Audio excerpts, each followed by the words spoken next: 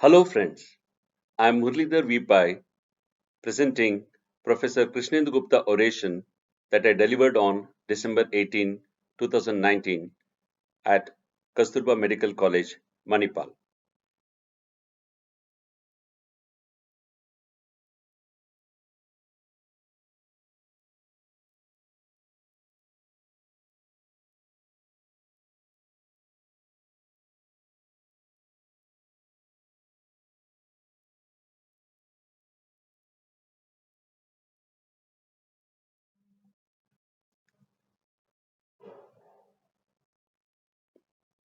Each one of us would like to excel.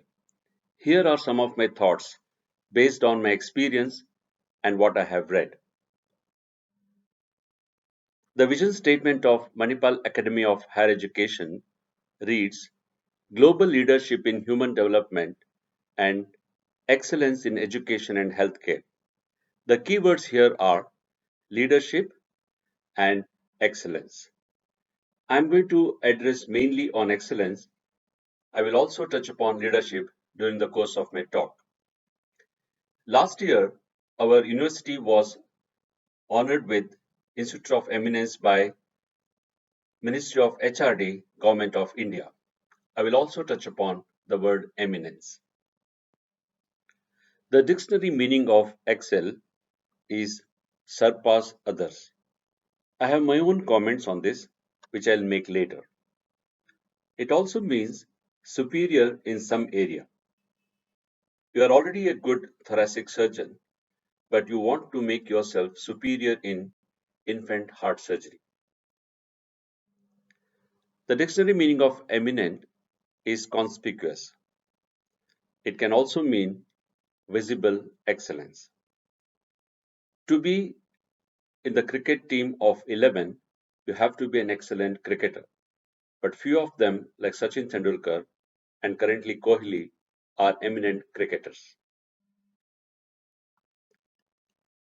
The bottom line of achieving success, or the bedrock, what we say, are sincerity, dedication, and hard work. I'm not going to talk about them at all because they are self explanatory.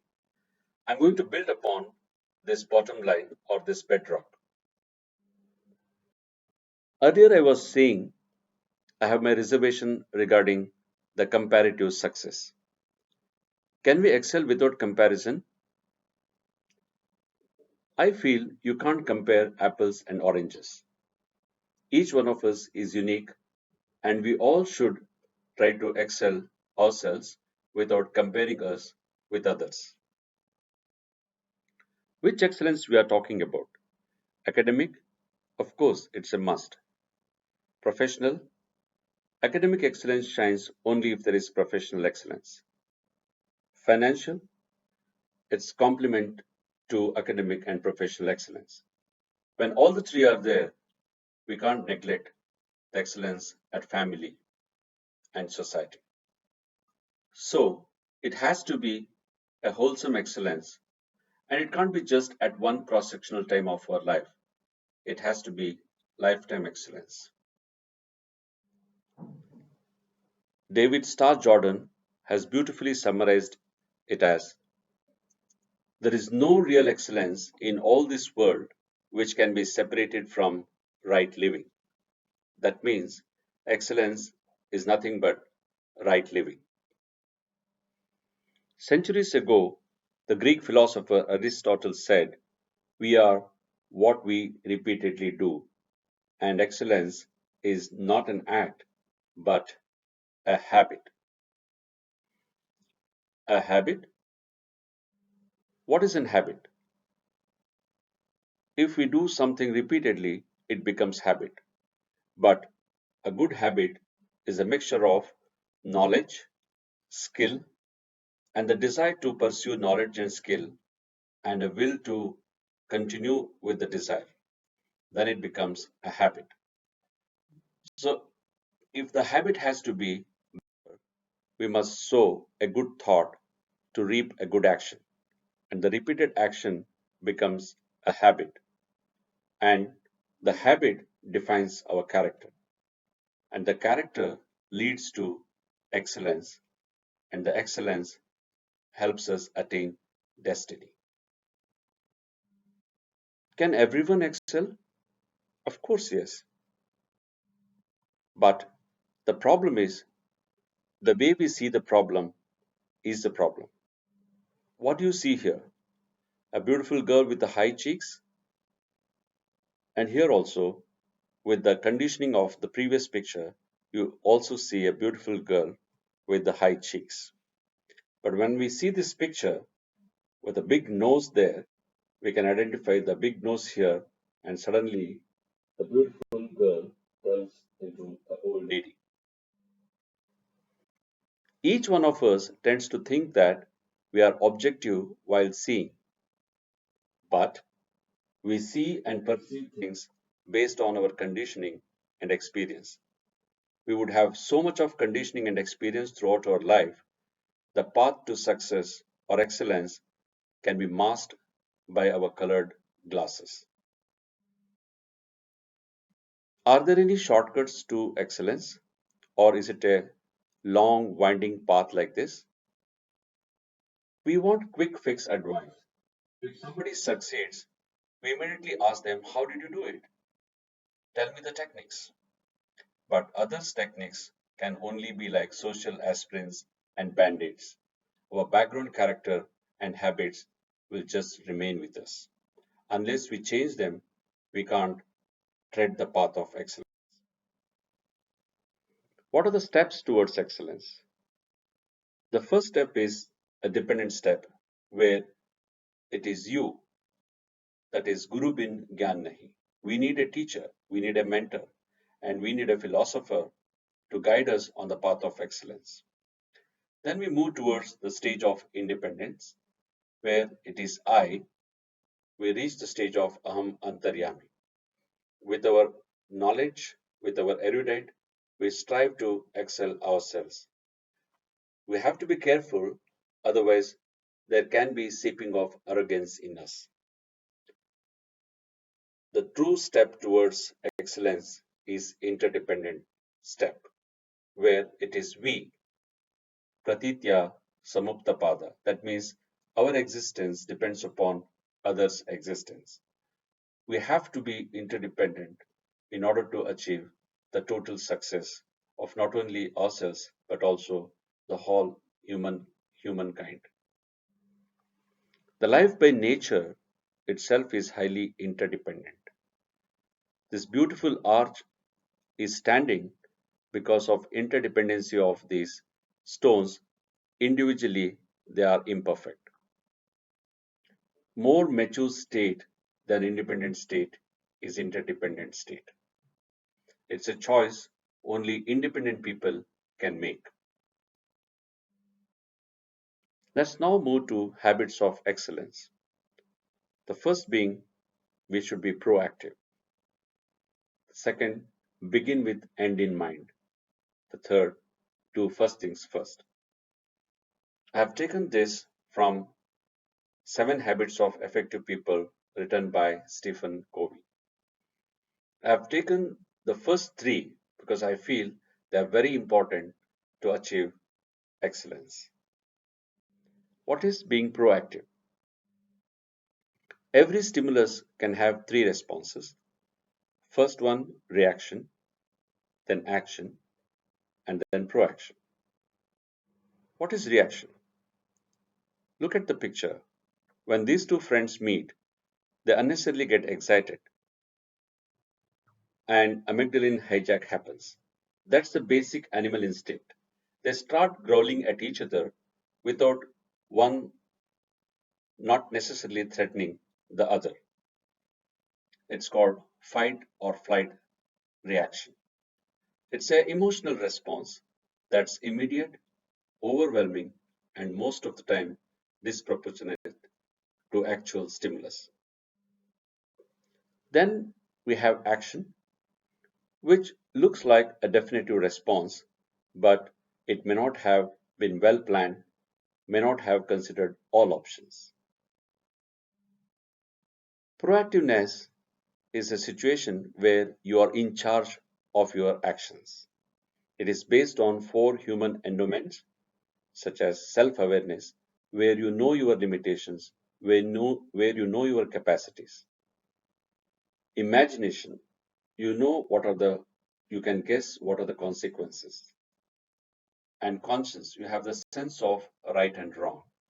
And finally, you have an independent will to discharge your actions. So, the proactive model, there is a stimulus and there's a response. In between, you have the freedom to choose from self awareness, conscience, imagination, and independent will. I am responsible, which means response able. In fact, you can make the word responsibility mean ability to respond. Some more examples of reactive and proactive behavior. The reactive people say, "There's nothing I can do." In fact, for them, the whole world depends upon others. Whereas proactive people say, "Let me look at alternatives." That's the way I am. You close your mind, you close your options. Whereas if you are proactive, you would say, "I can choose differently." He makes me so mad. That means your actions are based on others. I control my own feelings. They won't allow that, but you can always say, "I'll make effective presentation." Basically, the reactive responses are impulsive, whereas proactive responses are value based. As you can see in the above examples, the reactive people absolve themselves of responsibility. It is either he or they or them. It's not me. The proactive people are driven by values. They carry their own weather. They are not disturbed by what is happening around them, who usually change according to social weather. Beautifully told by Eleanor Roosevelt, no one can hurt you without your consent. At home, or Mahatma has said, they cannot take away our self respect if we do not give it to them. What is begin with end in mind? Picture this: you are attending your own funeral or condolence meeting where four people, one from your family, one from your friend circle, one from your profession, and one from the society, have been asked to talk about you. What you want them to talk about you? Of course, during a condolence meeting, people always talk good about you. But what values you want them to talk about, what principle that you followed you want them to recognize, what habits you had you want them to praise. It seems all things are created twice. One mentally, which is similar to blueprint. Before building a beautiful house, we must have the clear plans or the blueprint about the house. The second is physical, that is actual execution of the plan. It's all about personal leadership versus the management. Let's look at the differences between management and leadership. Management is doing things right, whereas leadership is doing right things. If you're a good manager, you would concentrate on efficiency in climbing the ladder of success, whereas the leader is the one who determines whether the ladder is leaning against right wall. Management is how best a thing can be accomplished, whereas leadership defines what to accomplish. Management is basically physical, whereas leadership is mental and intellectual. In words of Brian Tracy, an American motivational speaker, leadership is the ability to get extraordinary achievement from ordinary. But I am more impressed by the words of Lao Tzu, a Chinese philosopher, who says, "As for the true leaders, people do not notice their existence. The leadership is not a physical thing. The leadership is not an individual. It is a value. It's a principle. It's a direction. It's a philosophy. Next best leader is people honor and praise. Next, people fear. The next, people hate. When the true leader's work is done, people say, we did, we did it ourselves. The next step, or the natural progression of the first two habits, is do first things first. Now that we have realized proactive behavior is better, and to begin with a clear goal, we have to start prioritizing our activities, maybe day by day or moment by moment, which requires self discipline and time management. The latter two together is nothing but self management. Here comes the question, what is discipline? The usual notion about discipline is that obeying rules. Of course, we have to obey the rules or complying with some law or the tradition. Or some teachers interpret or rather misinterpret it as being strict, and they go to an extent of regimentalism, just shutting the doors at 8 o'clock and not allowing anybody to come inside. But student, eventually, when the other teacher is not strict, they would not follow such discipline. It basically amounts to conformity against will, and that's not a true discipline. Then what is discipline? Discipline is the word derived from disciple, to a philosophy, a set of principles, a set of values, an overriding purpose, and a superordinate goal.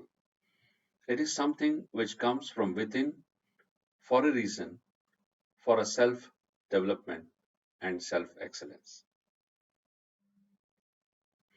If you are disciplined, you are an effective manager of yourself, you are a follower of your own deep values, you have the will, the integrity to subordinate your feelings, your impulses, and those values.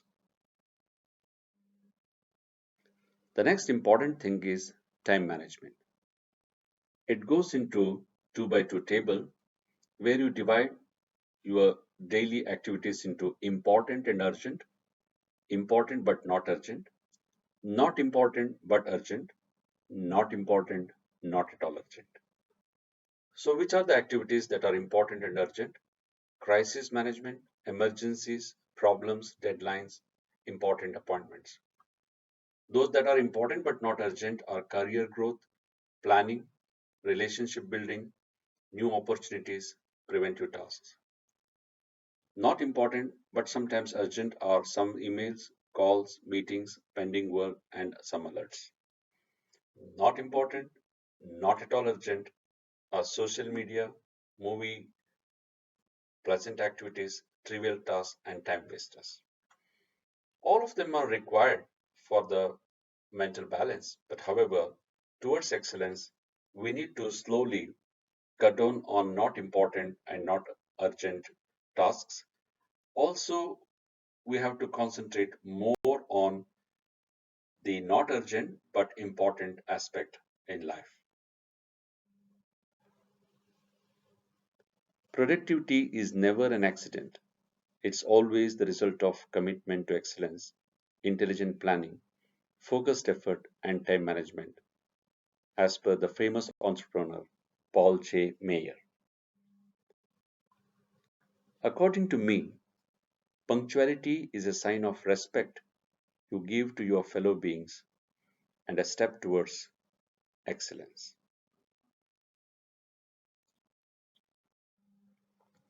Communication is another important aspect of excellence, and it plays a pivotal role. It depends upon your attitude and behavior. Let's see, what does it mean? If your attitude is I assume good faith, your behavior would be listen to understand. I care about relationship, then you would speak to understand. understand. I'm prepared to change. Then you start from points of agreement and slowly move to disagreements. If you are open to influence, then you will accept contrary view. You would basically try to understand the opposite view.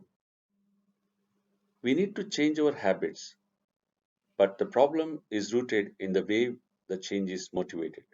The change won't succeed unless we are motivated not only by logic but also by emotions. There should be a perfect balance between head and heart. We see in the nature, and the beautiful thing about nature and life is that we can always change, grow, and get better. Let's now look at some of the challenges to excellence. Who is stopping us from excelling? Most of the time, it's ourselves, our mindset. I'm sure you all must have heard of this famous story of elephant and rope. When it was a calf, the thin rope was enough to hold it back, and it develops that mindset because of which, even when it becomes big and strong enough to break it, it won't break. It thinks that the flimsy rope is holding it back. Who is stopping us? Sometimes it's others also, discouraging friends. Here I would like to narrate another interesting story. Two frogs fall in the deep pit, and their friends discourage them, saying they are doomed to die, so better not to exhaust themselves. But one of the frogs jumps and makes it. Why? Because it was deaf. It was not hearing anything told by their friends. Whereas the other one, who listens to and gets discouraged and dies in the pit. Who is stopping us? Sometimes the frustration. This is the era of instant results. We are used to instant results, but growth can't be instant. Here, I would like to narrate the story of Chinese bamboo. You won't see any growth for 5 years because the bamboo is growing inside. It is developing strong roots, and suddenly, in just 6 weeks, it grows 80 feet. We must have patience. Patience is nothing but faith in action. It is emotional diligence and willingness to suffer inside to grow outside. Sometimes we fear going off track. So what? I read somewhere that more than 95% of the planes go off track, but thanks to clear flight plan and constant feedback, they land safely. Due to turbulence, sometimes they will have to change the flight path, but by landing, they come back to the goal and then they land safely. We fear or we blame the bad luck for our failures. Yes, luck is like X factor of excellence and it plays an important part in both personal achievements and strategic success. But my question is, should we depend on it? Can we create good luck? I think yes. Lucky individuals are those who transform the mindset, behaviors, and think differently to turn unlucky events into lucky events. Here, I want to remind the famous story of 3M post-it slips. You know, actually, it was a tremendous failure to produce a super glue, and also the paper became a gaudy yellow. But an intelligent mindset or an intelligent move converted that into the most popular 3M post it slips, where the glue is just enough to get stuck, but you can easily peel off. And the bright yellow color reminds you of your tasks. Have a lucky attitude. Humility is the path towards earning respect. Intellectual curiosity allows us to learn more, and optimism makes you believe that better, faster is always possible. Then another hurdle is winning a perception battle. Here, I want to narrate a true thing that has been analyzed. What do you think are the chances of stopping a goal in penalty shootout? The goalie is standing in the center and he has less than 0.03 seconds to decide which side to jump. The one who kicks the ball can kick it to the right or left or to the center. After analyzing thousands of such situations, they have come to a conclusion that one third of the balls go to the right, and one third go to the left, and one third land up in the center. Whether he stands in the center or jumps to either of the sides, his chances of saving the goal is just one third. Hence, he is asked to jump to one of the sides. If he saves, he is the hero. But if he loses also, doesn't matter, the whole crowd will sympathize with him because they know that he has just 0.03 seconds to make a decision. That's why at times we must look active, we must look confident, especially when we are not, and win a perception battle. We should think big and act small.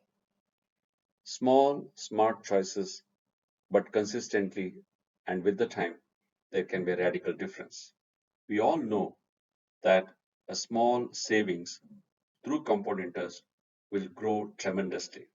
Even if you just save 1 paisa today, 2 tomorrow, 4 day after, at the end of the month, it will be 1 crore rupees. But a word of caution as we run towards excellence. We must know our limitations. We all know eagle with its wings can soar very high in the sky and it looks so beautiful. The fish also has wings, but it doesn't fly. It can swim so swiftly. If they decide to interchange their talent, both of them would become big losers. The swimming of the eagle is very ugly, whereas the flying of the fish is inefficient. Sometimes we burn out in our pursuit to excellence. Here I would like to narrate the story of the farmer who actually, with greed, killed his hen to get all the golden eggs at a time. We should have a perfect balance between production and our production capability. What if a plan doesn't work? Change the plan, but never the goal. To summarize what I said so far, excellence should be wholesome and for lifetime. It is right living with value based habits. The bottom line, of course, is sincerity, dedication, and hard work. We should develop the habits of being proactive, that is, we should be in charge of our own destiny. We must begin with a clear cut goal in the mind. We must set our own goals in the right direction. Do first things first, that is, manage our time and self with self discipline. Communicate well with good attitude and behavior. Change the mindset. Remember elephant and rope story.